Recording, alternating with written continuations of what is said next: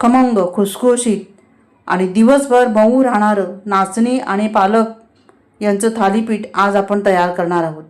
थालीपीठ तुम्ही पाहू शकता, अगदी खाऊन पोट भरेल पण मन भरणार नाही असं हे थालीपीठ तयार होतं। चला तर मग खमंग खुसखुशीत आणि पौष्टिक थालीपीठ कसं बनवलं ते बघूया। 2 कप इथे पालक घेतलेला आहे, मी बारीक चिरून घेतलेला आहे। यानंतर 1 गाजर बारीक किसून घेतलेला आहे, 1 शिमला मिरची बारीक चिरून घेतलेली आहे, 2 मध्यम आकाराचे कांदे बारीक चिरून घेतले आहेत आणि 1 वाटी किसलेला दुधी घेतलेला आहे। वाटणासाठी धणे घेतले आहेत 1 चमचा, जिरे अर्धा चमचा, बडीशेप अर्धा चमचा, ओवा अर्धा चमचा, कढीपत्ता, मिरची, आलं आणि लसूणाच्या पाकळ्या 10-12 घेतलेल्या आहेत आणि 1 इंच आलं घेतलेलं आहे, 5-6 मिरच्या घेतलेल्या आहेत आणि पाणी न घालता हे वाटण तयार केलेलं आहे।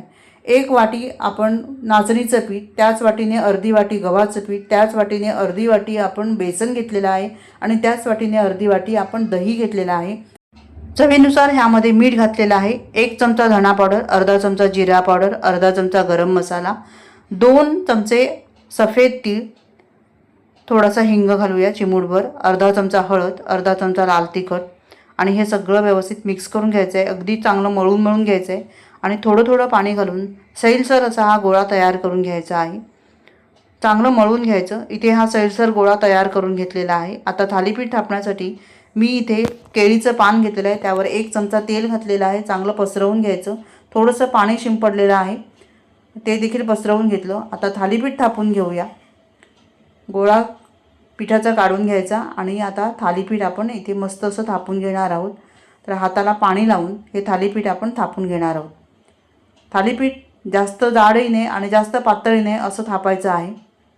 तर इथे बघा मस्त असं हे थालीपीठ थापून झालेलं आहे। आता वरून थोडंसं तेल घालायचं, तेल चांगलं पसरवून घ्यायचं हाताने। यानंतर थालीपीठाला छिद्र करायची आहे, ज्यामुळे थालीपीठ व्यवस्थित शिजलं जातं। आता थालीपीठ आपण शेकून घेऊया। तवा चांगला गरम करून घ्यायचा आहे आणि यावर थालीपीठ आपल्याला घालायचं आहे। चांगलं प्रेस करून घ्यायचं आणि आता हे वरचं पान काढून टाकायचं आहे। वरचं पान काढून झालं की यावर आपल्याला पाणी लावायचं आहे, जेणेकरून थालीपीठाला भेगा पडू नये आणि मस्त असं दोन्ही साईडने सोनेरी रंग येईपर्यंत चांगलं हे थालीपीठ आपल्याला शेकून घ्यायचं आहे।